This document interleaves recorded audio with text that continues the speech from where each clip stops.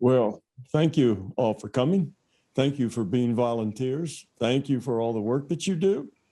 Thank you for being such wonderful, giving people. And there's nothing that's off the table today.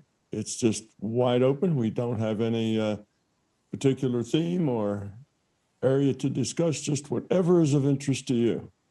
And don't be shy, and don't be afraid to ask what you think are hard questions. This is, I don't want you to miss a question that you would really like to ask because you thought maybe it wasn't appropriate or something. Go ahead and ask those questions, and I will answer them the best I can. I always have the option to say, no, I don't want to answer that question, so don't be bashful about asking it. He says that to me a lot when I ask him about other realities, so he doesn't get mad. Wonderful. So yeah, so just like you've been doing in the chat, just say if you have a question, and then we'll go based on the order. So obviously Linda's first, but before we get started, I think Titti, did you want to share something? Yeah, I just also wanted to say welcome to everyone. It's so wonderful to see everyone together like this. And welcome to you, Tom, and welcome also to everyone watching us afterwards. And thank you, Tom. I am so grateful for spending time with you, and thank you for joining us tonight and for always so generously sharing your wisdom. There are no words to describe how much we all appreciate getting your perspective on things we struggle with or wonder about. Thank you for spending this time with us, Tom. So, yeah, let's jump into. You're very welcome, Titti. Very welcome. It's my pleasure. It's the least I can do for all the effort that you folks have put in. So, yeah, let's get started with some fun MBT exploration. Should we hit the start button, Vanessa? Yeah, let's do it. Let's get started with Linda with the first question. Okay, I've heard you mention the idea that this is a simulation, and also that it's a trainer. But what I haven't heard you really explain is, what are we training for? So I know it's to become love, but can you expand a little bit on, when you say that it's a trainer, what are we training for? Oh, well, that's a little like saying we're growing up, but what are we growing up for? We're growing up to become adults so that we can take our place in the adult world and make our contributions, to others, to our society, to the world in general. And I think it's the same thing here. We're growing up in order to become love and therefore become helpful, become useful to others becoming love. We're here to mature, grow up, and learn better how we can be part of the solution. So that's it. There's not a big, endpoint like we graduate and, get a diploma at the end or something like that. We're just evolving because that's what we do, is evolve. And our evolution is toward being more helpful, toward being more useful to the whole. Does that answer your question, Linda, or are you looking for something more? Well, I listen to Christian Sundberg a lot. I don't know if you know who he is. He's one of your followers, and he's writing a book. And he has pre-birth memory. And one of the terms he uses is thought responsive. So we're living in a thought responsive universe. And I was wondering if we're training on how to control our thoughts, have positive thoughts, and live in a thought responsive universe, because here there's a delay, but elsewhere there's less of a delay or no delay at all. Well, yes, but that training is all about making us more able to give, more able to give back.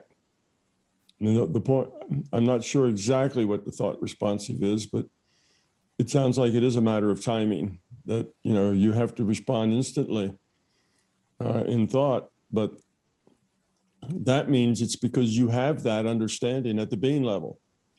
It's only when that understanding is just at the intellectual level and you're acting really than being that you have to stop and think about what it is you need to do. So I find that just a kind of another way of saying that we're in a process of growing up and becoming a more useful part of consciousness.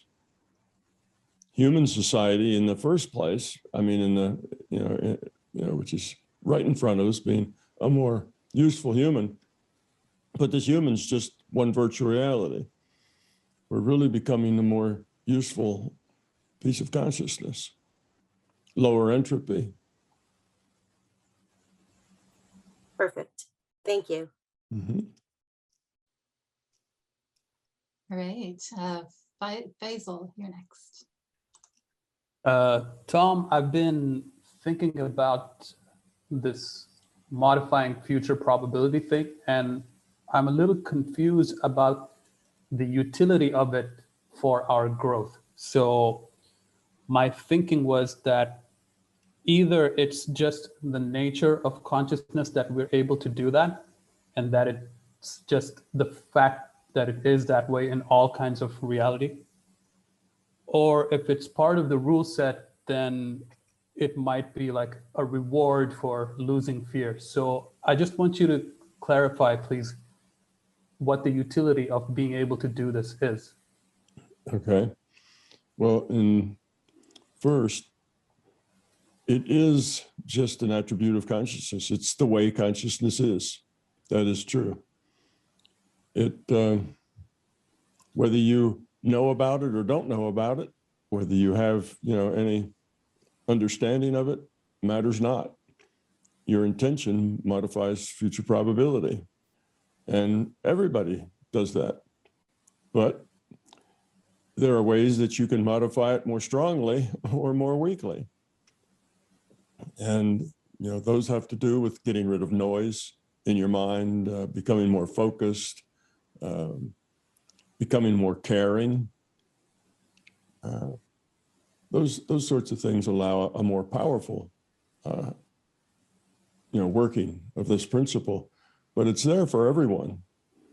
Everyone has intentions. That's why the reality that we're in represents us, because it represents all of the creation that all of we humans have made with all of our choices. It represents our quality. Because if we were kinder and gentler and more loving, this reality we were in would be a kinder, gentler, more loving reality. Mm-hmm. So it's a feedback mechanism. That's one of its practical points. It's a feedback mechanism to, feedback is there to help you. The whole point of taking tests is that you get to assess where you are, and then you get feedback about it. Well, we have feedback every day. All you have to do is look out the window, turn on the news, read something, and you can see there's the feedback of where we are and how much we have yet to grow. So it's a feedback tool. Secondly, it also, this feedback works both ways. It's not just a feedback tool to see how miserable we are and how much we have to learn, but as we do learn, it's a feedback tool because our life becomes full of joy and peace and happiness, and that's our feedback. So it gives us both the stick and the carrot. The carrot to say, oh, you want to live, in a life of happiness and feeling fulfilled. Well, then you need to let go of your fear. And the stick is you want to not be in misery and be struggling and constantly, embroiled in negativity. Then let go of your fear. So it helps us focus and evolve. So that's kind of the practical value. Now, you can do things with it sometimes to help other people, like heal or give comfort, or somebody who's very upset, just help them feel better, or somebody who feels very insecure to make them feel more secure and more, feel better about themselves. You can use that, but then again, that isn't relegated just to the people that know how. Everybody does that, whether they mean to or not. We're always sharing ourselves with other people. We're always passing messages and attitudes and things to other people, sometimes negative, sometimes positive. Again, the more you grow up, then the more positive it becomes. So it's a way that we can purposely affect other people as well. But that's something that generally is not a big effect. If you talk about what is its practical value, well, the fact that we can use that to help people, that's nice. But in general, you'll realize that everything is just about the way it needs to be. People who are negative and struggling are there because that's where their learning has taken them. That's where their choices have taken them. And you can't make them grow up just by taking the hardship away. They have to experience and grow. So even when you look at kind of sad situations, it is what it needs to be. That's where they have gotten themselves. That's their consequences, and not that they have to suffer. That's their punishment. That's not the point. The point is that's where they are to grow out of, and they need to take the steps to grow out of it.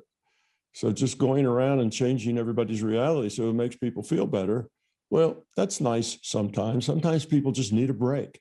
Sometimes they just need somebody to sit down and hold their hand, So you can use it for that, but for the most part, that's special cases that come up to you, that you actually use that ability to modify reality.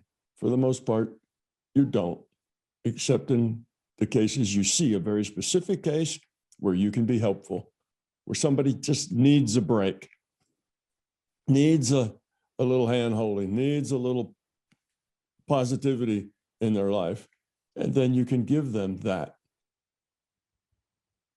So that's mostly it's useful to us in those ways. That clarifies some sub questions too. So thank you. You're welcome. Great. And Georgie, you're up. Hello, can you all hear me well? Yeah, we can hear you. Okay, so hello, Tom. I have a question about what is outside of LCS. So this question has been bugging me since I read the first book, I guess, of MBT trilogy. And I was as upset as your son when I read that we cannot know everything. So you say that LCS is finite system, and that it's a real system. So if it's finite, it has to have a boundary, because not in a physical sense, but in a sense that it has a finite number of bits. So if LCS has a boundary, then where there is a boundary, there is something that is outside of boundary. I don't know if I make sense. And if there is something outside of boundary, if there is possibly something outside of LCS, first, we cannot know it because it is not information, because information that can be perceived by us is all of LCS and nothing else.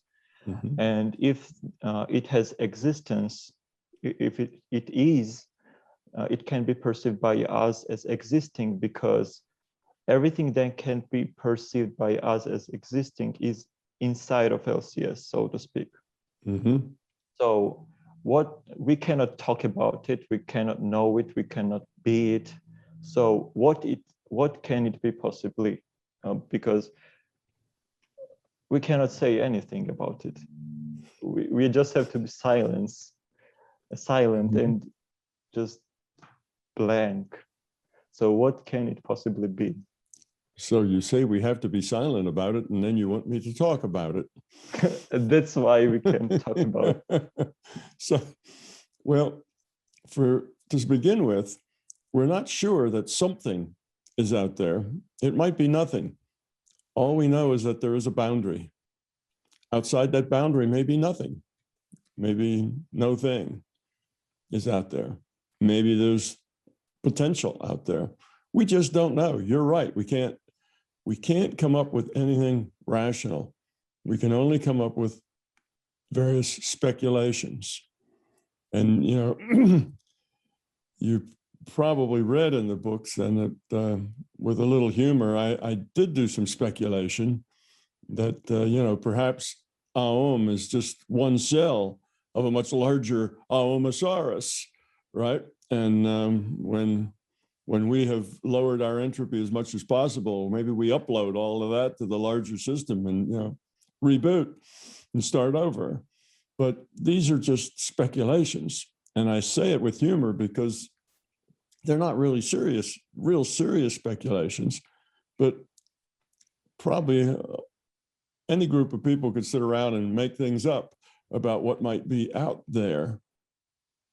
I don't have any information that tells me what it has to be, because I don't see where the system needs input.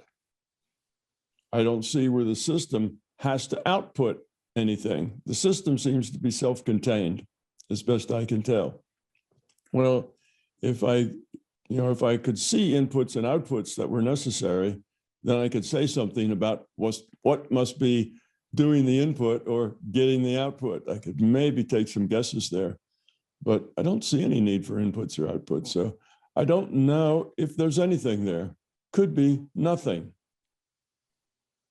Just because you have a system that's bounded and limited doesn't mean that there must be some thing out there that's interactive. There may be no thing out there that's interactive. It just means that the system itself is limited. So maybe it's just the void, you know, nothing. Or maybe it's an Aomosaurus that, you know, we're just a piece of something much bigger, like a cell in a larger mind. That's possible too. It is So, nothing in the sense that it is nothing at all, or in the sense that it cannot be perceived as existing by us as consciousness, as conscious beings. well, because it can't be perceived by us, then we have no idea what it is, which means it could be something or it could be nothing. Okay. There may be nothing there. Even if we could perceive it, there may be nothing there. But we can't perceive it, so we just don't know. Now, some people like the thought of an infinite regression, and you know, I find that illogical, but they think then that our system could be just another virtual reality inside of a larger consciousness system. You know, you can have virtual realities inside virtual realities. So if that's the case, then that's a possibility that it's a subset of something larger, you see. But if that's the case, you cannot define, or you cannot really understand the superset from the subset. The subset doesn't have enough information in it to allow you to understand what the superset is. That's just the nature of subsets and supersets. So I'm afraid we're just stuck there, and you and my son will just have to you know, accept that fact that we can't know everything. There may be things that are outside of our knowing, and we have to do the best we can with what we can do and what we can know, and that's enough. that there'll be some things that we probably will just never know. But the good thing about that is that stuff that we never know is not really important either. It's not significant. It's not going to help us evolve any more quickly or any more surely. It's not going to give us an opportunity to raise our consciousness quality. So it doesn't really matter. But there it is. We just don't know. And we can't even say anything very intelligent about it, other than that there's, maybe several possibilities. But all of that is just kind of groundless conjecture, because we have no grounds even to make conjecture.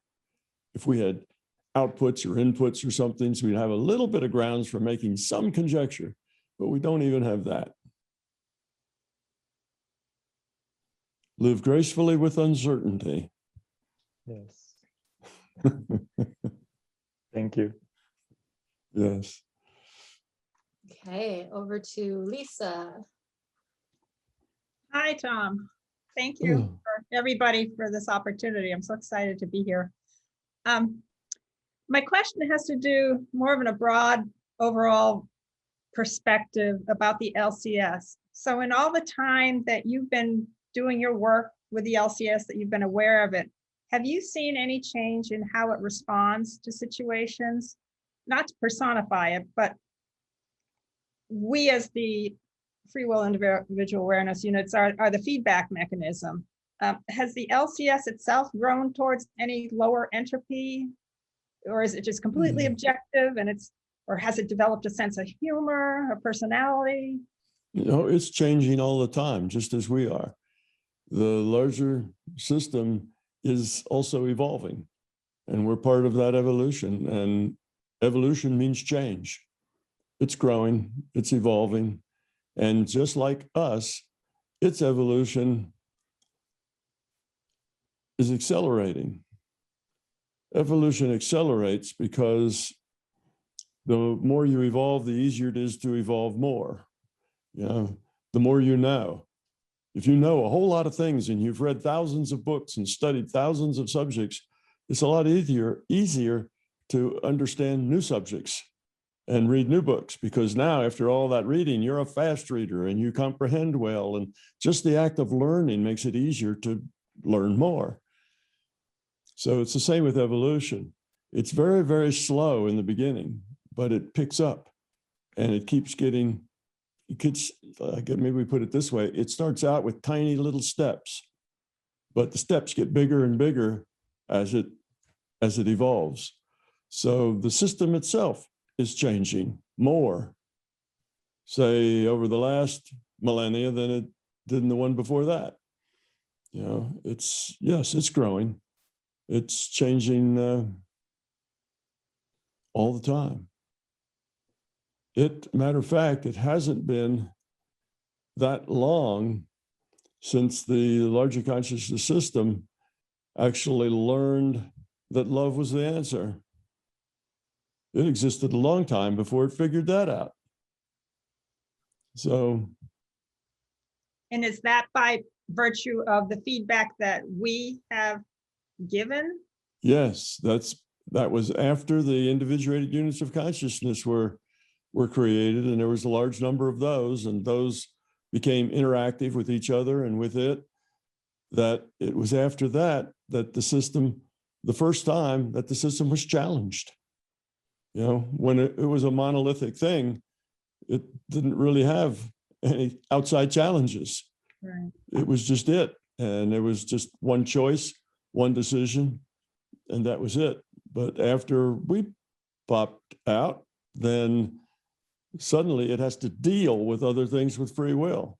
And how do you do that?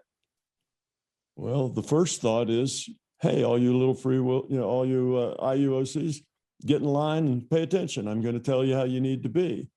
I'll explain things to you. Well, that didn't work out very well. So it tended to be a little more forceful then. It was in charge. It could run things. It knew the answers, and we didn't, and it would just help us out by telling us the answers, but that doesn't work. It turns out that something with free will has to figure the answers out for themselves in their own way. They can't just be told the answers. So the system, only after we arrived, figured out that you have to let all entities just be who they are. You have to encourage them. You have to give them an environment in which they can make better choices. But other than that, you just have to let it be. Let them grow up as they do. So that lesson, it wasn't born full of love, and being a being of love. So that's one of the main features of MBT that is different than, say, Buddhism or what do they say, non-duality. You can look at, and those are not sciences, those are philosophies, religious philosophies and just philosophies. And in those philosophies, the larger system, consciousness is fundamental, but it just is infinite and it's perfect. All-knowing, infinite, perfect system, and always has been and always will be. It's that sort of thing. And that's a major difference between MBT and kind of the Eastern religious and philosophical viewpoint, is that here the larger consciousness system is a real thing, not a supernatural thing. And it's evolving just as we are. Very good. Thank you. Mm-hmm. Okay, great. We have Steve who's next. Steve? Hi, Tom. Hi, everyone. Going through the videos, I know you've answered this before, so I'm sorry, but the answers didn't really, I suppose, resonate with me. As a background, I've been meditating for maybe 2 years, thereabouts, and especially concentrated like in this year, doing maybe an hour in the morning and 30 to 40 minutes at night.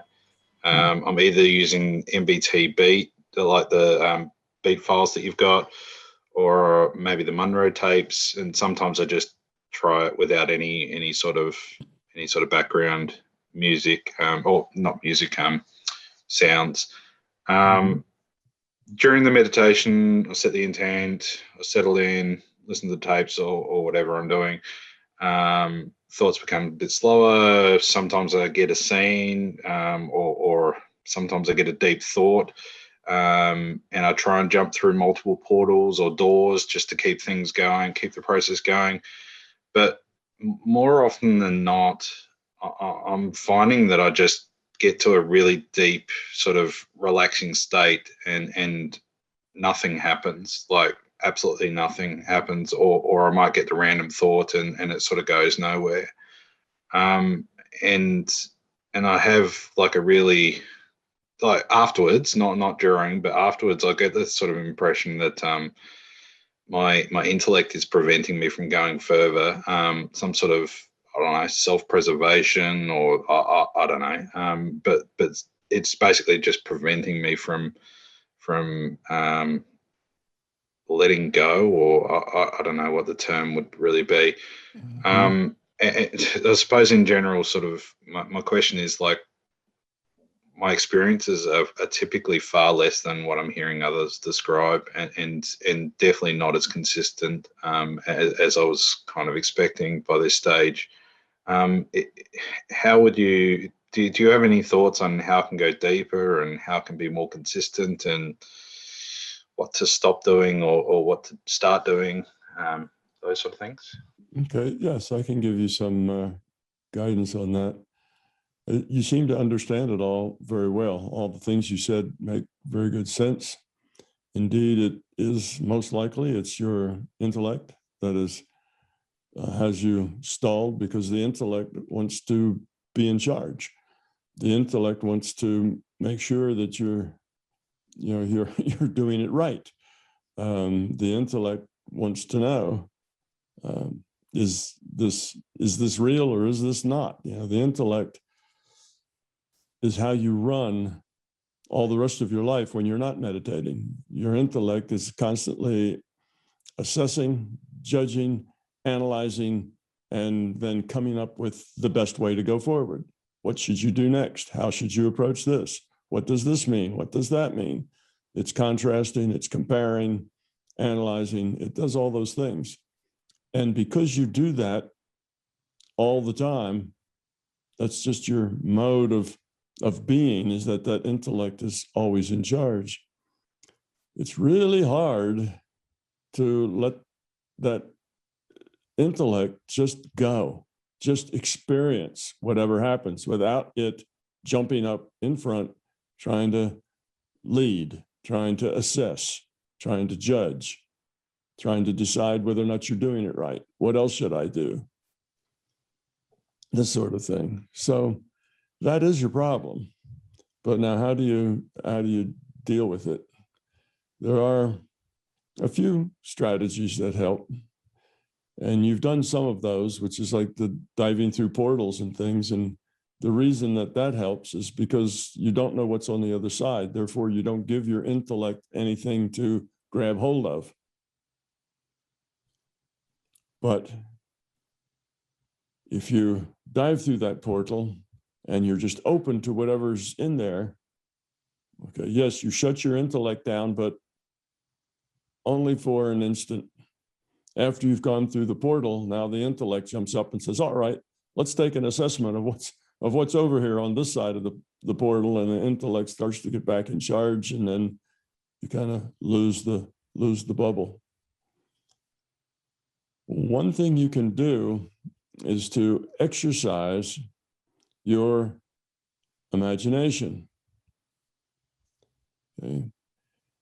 You can use, there's three ways by which you get information. You get it from the larger conscious system, you get it from other IUOCs, and you get it from yourself.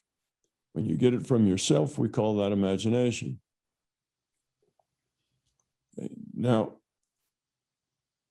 that means that when I say exercise your imagination, that means exercise getting data and interpreting it in terms of your senses, getting information and interpreting it in terms of sense data. After all the information you get from an out of body, from a lucid dream, from some other experience like you want to experience, all of that necessarily gets translated into sense data. It gets translated into what you see when you're out of body, what you feel when you're out of body, what you smell, what you hear when you're out of body. And that's because in order to think about something, we have to put it into language.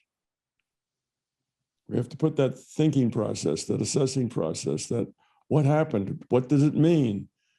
We have to put that in terms of language in order to think about it, in order to share it with others. So whether we're in this reality or some other reality, the information we get gets translated into sense data, because that's how we think. That's how we interpret. That's the language, the adjectives, the nouns, the adverbs that we use to describe things and compare and assess things. So you can practice that by starting with your imagination. And when you dive through that portal, you can just start off imagining what's there, because if you just wait to see what's there, your intellect's jumping right in behind you and taking over again. So begin to imagine what's there. And imagine it in all your senses. Imagine what it smells like, what it feels like, what it sounds like, what it looks like. And one of the things I've recently done in some of my, I don't know what to call them, some of the events I do, is I've come up with a thing called Tom's Park. And I've just given a little bit of information about this part, just kind of the basic outline of it. And then people go explore it. And that's the whole point of that, is that you start just with your imagination. And you smell it, you feel it, you hear it, you interact with it, you connect with it. And if you're going with other people, you even interact with other people there, have discussions, say things, connect. So you can make up your own park, or you could go to my park, or you could do something else. One of the things I've always enjoyed doing is flying, particularly just, I kind of was raised in the Appalachian Mountain area. You know, those mountains go from Maine all the way down to into Alabama and Georgia. It's just the mountain range that runs down the east coast of the United States. And that's a bunch of mountains. It's a very wide range. It's not real tall. People out in the West would just call it hills, because it's not a mountain like, you know, what you'll see in the Rocky Mountains. But these hills are hills and hills and hills and hills. They're just, you'll see hills, and then behind those are hills, and in front of those are hills, and it goes on and on. And mostly they're full of trees and green, and they're just a lot of fun to fly over. So that's one of my favorite things to do, is just go flying, you know, at the treetop level, particularly in the fall and spring. You know, that's just a really pretty thing to do. So you can do these things. And what that does is it does two things that are valuable. One, it gives you practice at interpreting things that come to you, information, say information from the larger consciousness system in an out of body, or information from some other IUOC in a mind-to-mind connection. It gives you practice in taking that information and interpreting it into your sense data, so you can think about it, so you can connect with it, so you can understand it.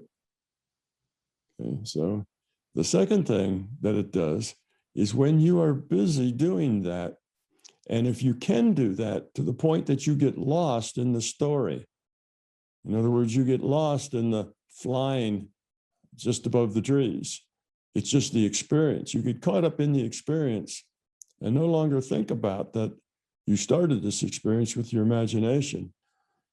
That means you let go of it, control of it. You just let it go however it goes.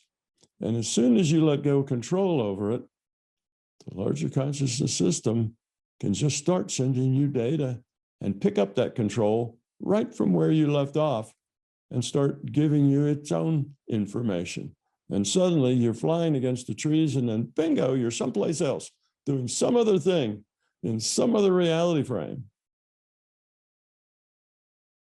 Or you're flying over the trees and, oh, you see something that's very interesting. You know, what's that red spot doing over there, you know, on that side of that mountain? And you go to explore it, and pretty soon you're involved in something entirely different. By putting yourself in that interpreting information that's coming to you, even though you are creating information, when you get lost in your own creation, that is being open. And now you don't have this boundary problem. You see, that's what your intellect is jumping in whenever there's this boundary. There's this boundary between being here and being there. And as soon as you kind of open up and try to be there, your intellect jumps in, wants to be in charge, and now you're here again. Because you don't travel with your intellect, you travel with your intuition.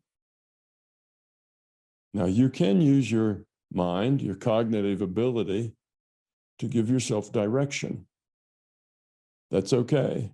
Oh, let's go see what that red spot is in the woods. That's all right. That's giving yourself direction. What you don't want to do with your cognitive ability is assess, judge, analyze, compare. Those are things that will pull you right back to the physical reality. That sort of mental function. The mental function of guidance and direction is fine. Okay, so that's then a hint. If you get into that state of being lost in your own imagination, in the story you create, you've eliminated that going from here to there. Here just turns into there in a subtle way that you never notice. So that process basically eliminates the boundary between here and there, taking that step out of here into there. That's the hard part for people who have this domineering, dominant intellect. It's the boundary that's the problem. That imagination can help you eliminate that boundary. But you have to imagine an interesting enough story that you can get lost in it. And you have to have an intent before you start of where it is you want to go and what it is you'd like to learn. Because then the system can just pick right up on that intent and you end up there. Now, your intellect may want to jump into the picture and say, well, am I still imagining or is this something else?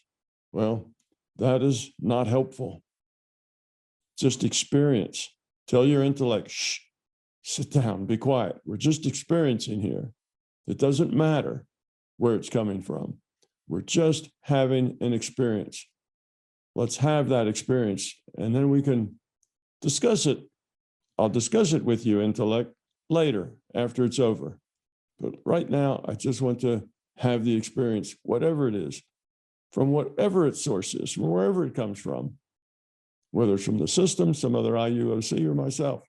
I just want to experience it. And generally, you can talk your intellect into that, just waiting and talking about it later. So those would be some of the things I'd give you to try, Steve. So hopefully that'll help you. Thanks, Tom. Appreciate that. Okay, over to Jennifer. Hi, Tom. It's nice to meet you. Nice to meet you, Jennifer. So my question's a little bit long. I wrote it down. I tend to ramble in my thoughts. So, okay. So I was wondering, are we supposed to remember that we are consciousness? Like, was the idea originally always supposed to be that we are aware that we are living in the virtual reality and that we come here to experience learning, but that we always have access to our past when we need it for growth or for guidance? Are we supposed to be living each of our incarnations or lives knowing that? Is the idea always to have been to live in both? But somehow throughout human evolution, we forgot completely and have now come to a point where more of us are waking up and remembering that we've always been this way. Okay, well, it is intended that when you start off with a new experience packet, okay, you log on to some human as an avatar, that you do not come with memory, that you come without memory. All you come with is your quality. But you do come with that.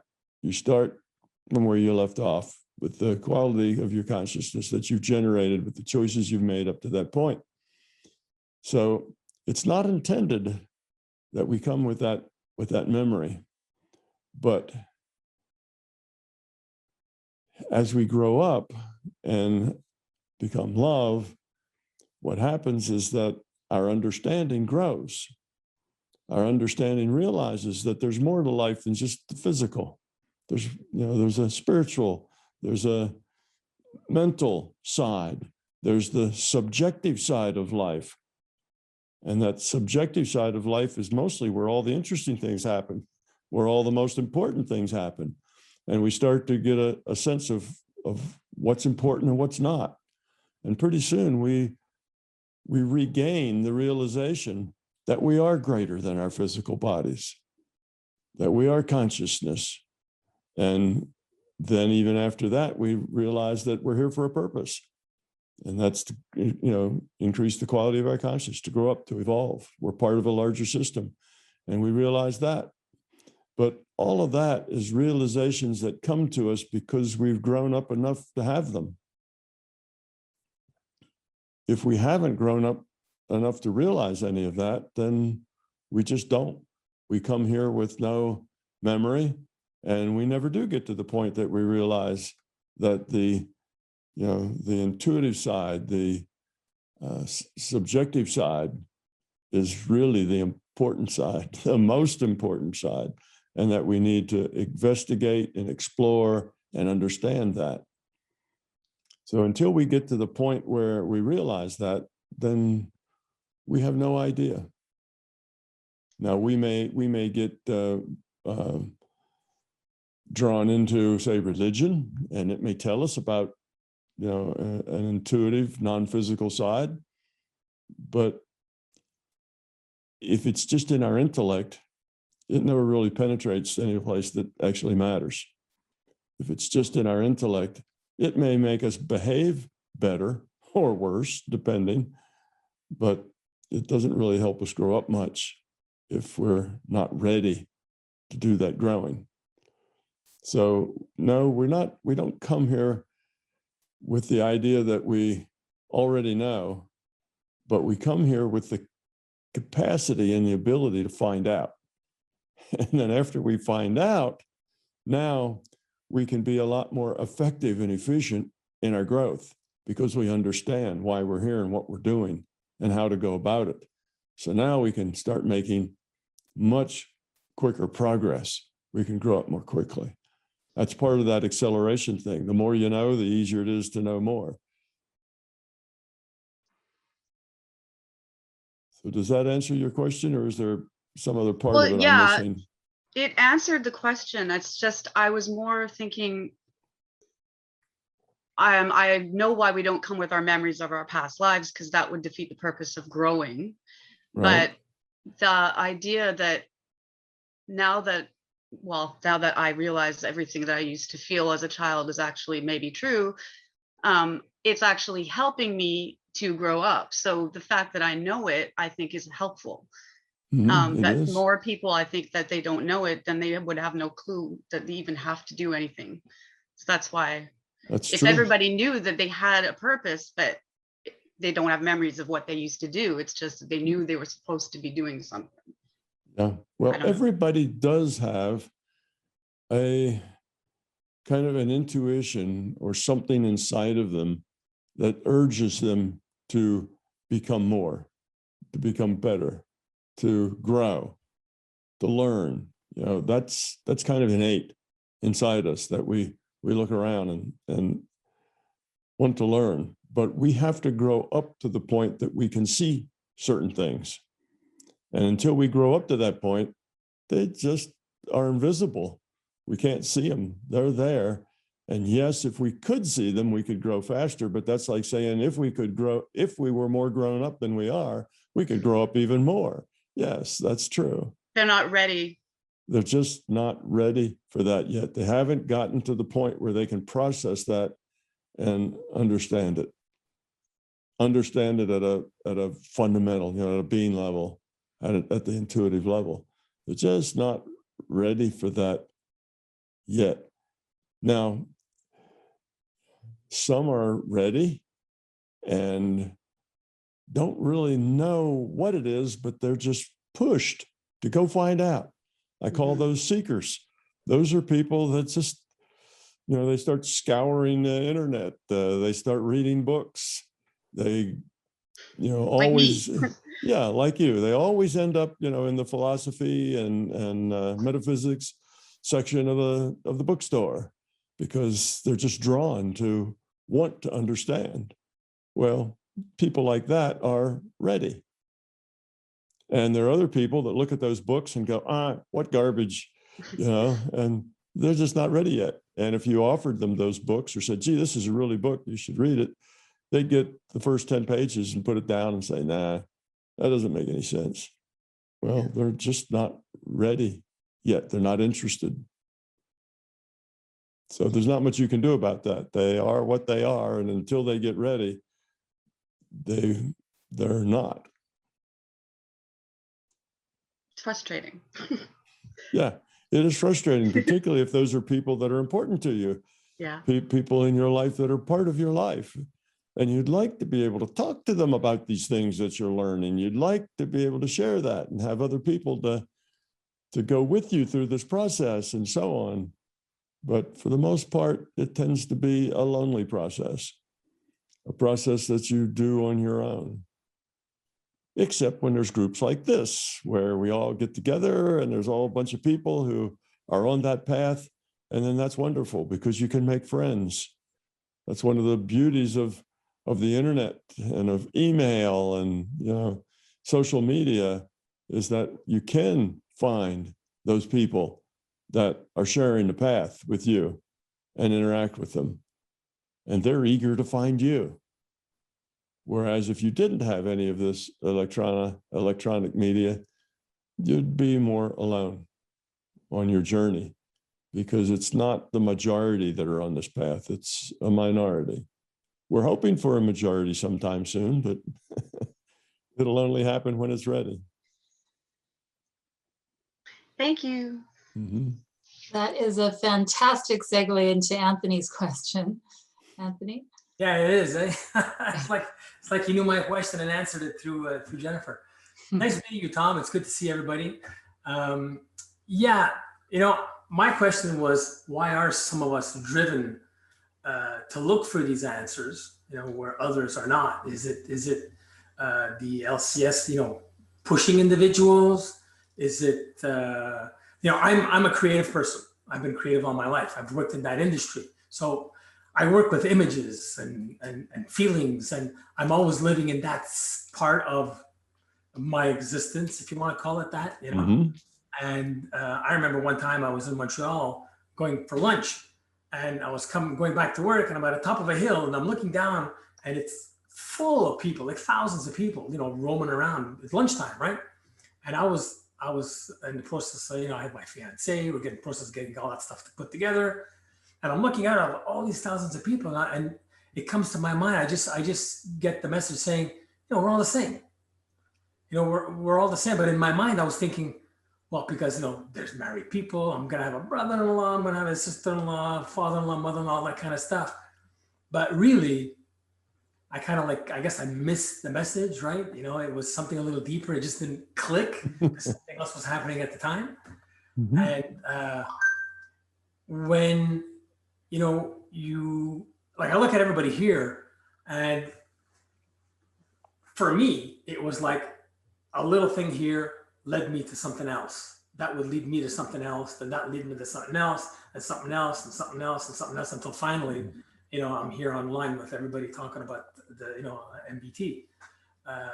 But in my mind, is it that, and yet there are other people in my family, like if I talk to them about it, I said, you got to hear this incredible thing, right? Not because whether, like, you know, like you say, you know, it's whether it's something they can adopt or not, but it's just so different that just listen to how, you know, I got to tell you about this. And they're like, well, you know, I don't want to know what you're saying. Where is he going with this stuff? You know, where is his head? You know, this kind of stuff. So I just, you know, is it really our individuality? I mean, I know we all go through the whole religious thing, right? You know, and we're brought up a certain way in different religions, and, you know, you believe that for so long, and a little bit at a time, maybe you move away for whatever reason. I know for me, I moved away from it a long time ago, and it's just been one thing after the next, just presents itself, you know? So is that an LCS, the LCS pushing people, pushing individuals? I mean, is it always pushing people? Is there always that push, and yet people, like, you know, you talk about the, you know, you say shush to the intellect, right? Well, I call it the editor. So if I work with people and you know, people want to learn how to be creative, and I say, look, I can show you the process. Draw me a circle, you know, but, you know, they'll take it, they'll make the little line, they want to make it perfect, right? That's the editor in their mind saying, I got to make a perfect circle. Otherwise it's not perfect. It's not going to look like a circle. Well, I'll tell them, look, you know what? Stand back and hold the pen at the end of your arm and make a circle and go, just make a circle. And it doesn't have to be perfect. Just accept a circle for a circle. That's all it is. It's just a circle. And, you know, I just wonder is it always pushing? And people, I guess, have that editor or the intellectual side that just doesn't let it in? Well, yes and no. For those people who are ready, for those people who are learning, who are making an effort to grow, the system is always there to help. It's always there to kind of lead them to the next thing. Often we call that synchronicity, where things just happen right at the time that you need them. And the happening is maybe 1 in a million, but it happens. Things fall in front of you, come to your attention, drop at your feet just as you need them. Well, yes, the system does that. And I wouldn't say that it's pushing people, but I know what you mean. It's helping people. It's nudging people. It's giving people opportunities to grow by showing them things that will attract their attention and kind of get them excited. The next step. It helps them in finding that next step. It does that because we're part of it. So as we evolve, it evolves because we're just a piece of it. So it wants us to succeed because our success is its success. Now, it also succeeds in other ways. It's also an entity unto itself, but we're a part of it. So yes, the system is helpful that way.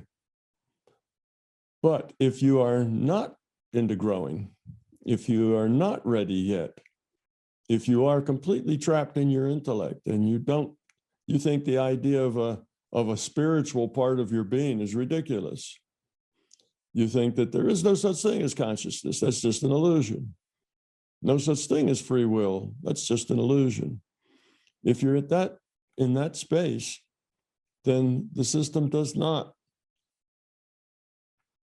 give you synchronicities, does not show you, does not nudge you, because you're not ready for it yet. It's like a waste of time, just like you showing somebody, oh, you got to read this, you got to look at this, and they're just not ready. And I mean, you can't tie them up in a chair, and move them in front of the set, or, tie them down and then read the book to them. You can't do that. You can't force it to them. It just make them angry if you tried to force it on them. So they're just not ready yet, and they refuse to take it, refuse to look at it.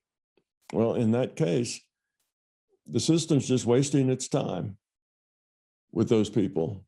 Now, if it thinks that that person maybe would have an aha moment if they introduced something to them and they're on the brink of being ready, they just need something to kind of push them off that edge, well, it may give them that. And then work with them. But if they're just not ready at all, if you gave them something to get them started and they just deny it, then there's no point. So some people get more help than others. The more ready you are and the more able you are to learn, the more you're able to reach out and grab those opportunities and learn from them, the more opportunities will fall in your lap. The less you're interested in grabbing any opportunities other than, physical stuff, then those you have, the system isn't nudging you. It's just letting you alone until you get more ready. Yeah, that's just really an extension of what Jennifer was asking before. So when you're ready, there's a thing that says, when you're ready, the master will come. Well, that's true. When you're ready, the teacher will come and the lessons will begin. And you will begin to get opportunities to realize things. And as you don't see those opportunities and you pass them up because you just don't see them as opportunities, then that's the level at which you'll work at. As you start grabbing those opportunities and learning from them, then you get more and more and more, bigger steps. So that's just the way the system works. Yes, it always is helping those who are interested in learning, but it doesn't always help everybody. It mainly works with the people who are interested. Now, if you've been around the circuit enough times that you have learned your quality of consciousness, you've earned it, is pretty high. You've had understanding in other lifetimes. Your quality of consciousness is good. Well, then it's a much quicker path. When you get here, you're much more interested in understanding. You tend to be one of those people who are kind of a deep thinker, who wants to know why and what, who cares about what's the truth and, how's reality really work? And you're just one of those people. So you get back to it a lot quicker because you are ready. You've already earned that quality, but you could possibly go the other way. You still have to re-earn, you have to kind of reacquire it, but you generally do that fairly quickly. Well, by that, I mean, probably by the time you're, at least in the middle of your life, in your 30s and 40s, you start to get your arms around it again. In the 20s and early 30s, you're so busy with the rest of the world that you don't think about much else. But by the time you get to a point where you're able to kind of step back and look at the bigger picture, then the bigger picture rather quickly falls into place because you've been there. You've gotten there before. So you get back there more quickly, and then you start picking up where you left off, learning new things. Cool, that's good, thanks.